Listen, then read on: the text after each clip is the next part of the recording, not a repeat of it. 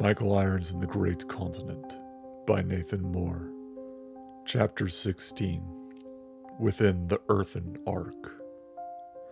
Michael Irons had journeyed across much of the world, been places the modern man did not think existed, ventured realms aside his physical reality. And the number of times his pursuit of evil had taken him under the earth was, by this point, almost a matter of course.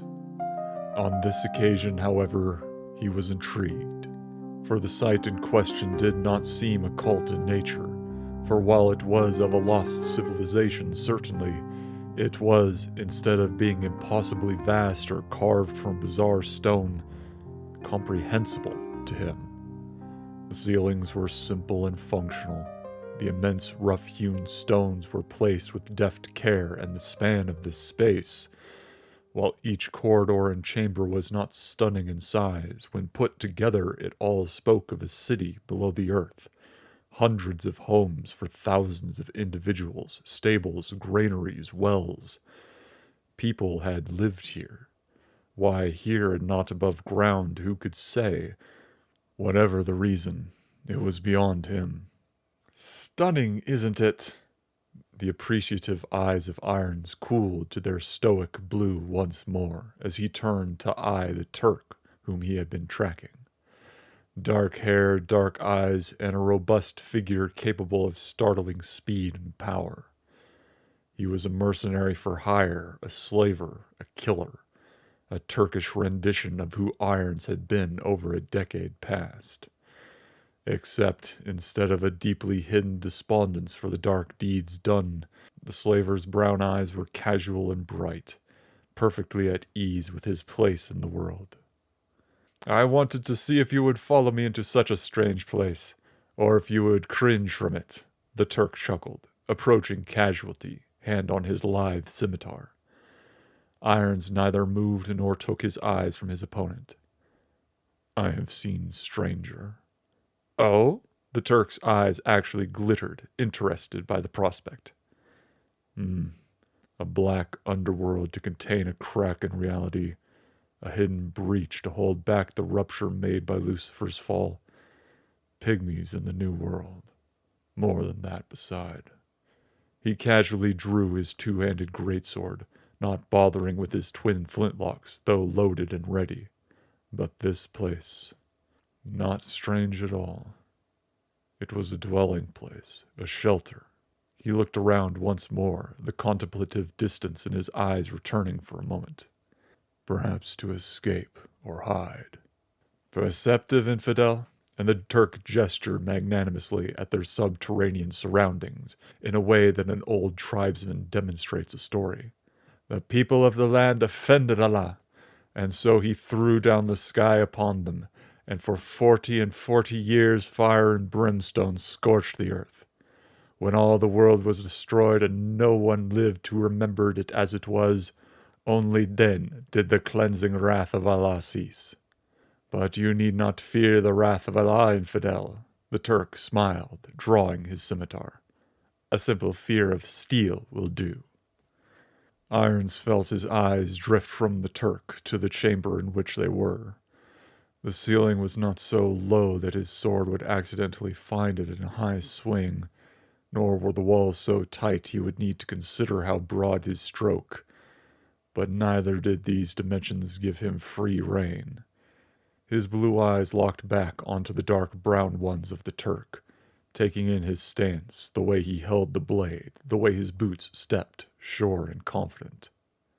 "The decade I spent on bloody fields of war cured my fear of steel," stated Irons simply, "and I have seen all manner of evils, those of this world and elsewhere.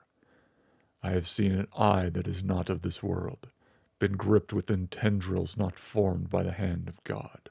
His blue eyes grew more frigid than any Arctic storm, and locked onto the brown depths of the Turk's. "In my youth, I would have laughed at your threat, feeding my boasts and my pride. But now, you are a killer and a slaver. Your words are empty and your actions sow death. Well, now death has found you." The face of the Turk had begun to manifest an expression of exasperation and disappointment the moment Irons had begun to speak about his experiences. "Always the madmen do so ramble," muttered the Turk to himself, now resigned that this exchange would bring him little pleasure, and he advanced direct, scimitar raised deftly, for while it was clear the man did not take the statements of Irons as anything but mad jest, nevertheless his well-trained skill did not allow his form to waver or weaken, even when he lacked respect for his opponent. Scimitars, in the experience of Irons, cut at a touch, their curve allowing the briefest contact and consequent retreat to form a wound far greater than one might anticipate, while a decisive cut could open a body with devastating ease. Yet, as with all things, the old tongue-in-cheek adage applied: don't let your opponent hit you while you hit him. Pithy, insultingly obvious, but so much so that the reminder is often frustratingly necessary. Which is why, as Irons considered the weapon in the environment, that phrase passed through his mind and wiped all those other considerations away. He leaned away as if gathering to gain himself more room for his weapon, prompting the Turk to close the gap to prevent him from even a moment of consideration. The moment that lunging step began, Irons thrust his sword away from himself, simply allowing the aggressive move of the Turk to cause his own impalement. A lightning strike of pain shot up the forearm of Irons. A flash of steel and a swell of red. His sword was indeed buried in the chest of the Turk, but it had been just high enough to clip the top of a lung and skim along a vital artery. The Turk would die momentarily, but had stayed the shock of his wound to lash Irons as he was able. "Vile infidel!" choked the Turk, spitting blood. "May Allah cause ants to infest your innards." Then he fell back, stiff, twitched once, and died, scimitar clattering from his rigid, nerveless fingers.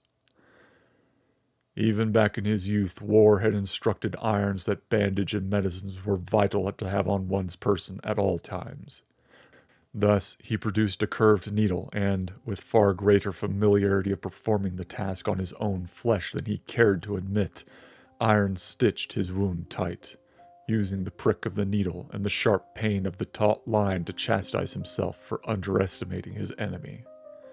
Then, without needing to tear his clothes or use the stinking ones worn by the Turk, Irons produced an herb poultice from his cloak and bound his stitched wound firmly but carefully, lips pressed in a displeased line as he considered the amount of time he would need to allow for the wound to heal. In his youth, he would have been able to swing a sword without fear of the wound opening after 2 weeks, but now, while not aged, the aggressive regeneration of youth had long since passed. There was a stiffness that settled into the bound wound, and with a quiet frown, Irons silently chastised himself once more. Unless he missed his guess, this wound might become a problem.